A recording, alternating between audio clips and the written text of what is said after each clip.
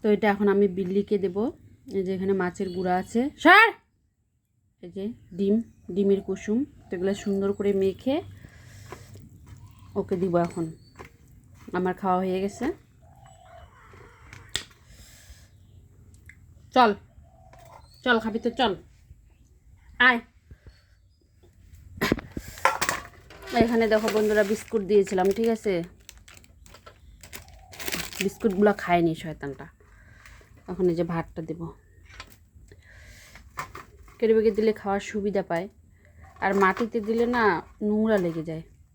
তো খাওয়ার একটা বাটি বানাইনি ওর জন্য, আমি বানাবো ভাবছি আর কি। তো এই দেখো খাচ্ছে এখন, বিস্কুটগুলো অর্ধেক খেয়েছে আর অর্ধেক রেখে দিয়েছে। তো এখানে থাকে সারাদিন, যখন ওর খিদা পায় তখন খায়। তো ওর জন্য একটা আমাকে বাটি বানাতে হবে খাওয়ার। তো কেড়ে বেগে প্রত্যেকদিন আলাদা আলাদা কেড়ে বেগে দিচ্ছি খেতে, আবার বারান্দায় দিলে তো আবার গোটা বারান্দাটা নষ্ট করে দিবে। তারপর আবার এই যে মাটিতে দিলে আবার নোংরাগুলো লেগে যায়। তো সেই জন্য এই যে খা খা, সুন্দর করে খা, পেট ভরে খা, ঠিক আছে মুন্নি, পেট ভরে খা। আমাদের যতক্ষণ খাওয়া হবে খাওয়া হবে না ততক্ষণ থাকবে, ঠিক আছে। আমাদের খাওয়ার শেষে ওকে খাওয়ার দিতে হবে। খা। মাছগুলো আগে ভাগে খেয়ে নিচ্ছে, সব মাছগুলো আগে খেয়ে নিয়েছে। এখন ভাত শুধু সুদা খাচ্ছে, ডিমের কুসুম দিয়ে মেখে দিয়েছি।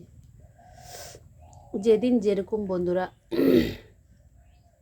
যেদিন যেরকম জুটে আমাদের বাড়িতে আর কি, সেদিন সেরকমই খায়। শাক সবজি হলে শাক দিয়ে খায়, যদি অন্য একটা আলু সবজি হয় সেটা দিয়ে যদি মেখে দিই তো সেটা দিয়েই খাবে। খিদা লাগলে কি করবে, খেতে তো হবেই। আর রোজ তো ওরকম মাছ খেতে পারি না, আমরা রোজ খাই না। যেদিন একটু মাছ হয় সেদিনে যে শেষ, খাওয়া হয়ে গেছে, মন ভরে গেছে। এগুলো এখন থাকলো, এগুলো এখন থাকবে, আবার যখন খিদা পাবে দৌড়াই আসবে খেতে। এই যে কিরে মুন্নি, খাবি না? এই যে এখন ঘরে চলে যাচ্ছে, এখন ঘুমাবে। একটা বস্তা পাতানো আছে খাটের নিচে, ওখানে গিয়ে এখন শুয়ে থাকবে। এত ঘুমায় বন্ধুরা, কি বলবো, বলার মতো না, খুব ঘুম।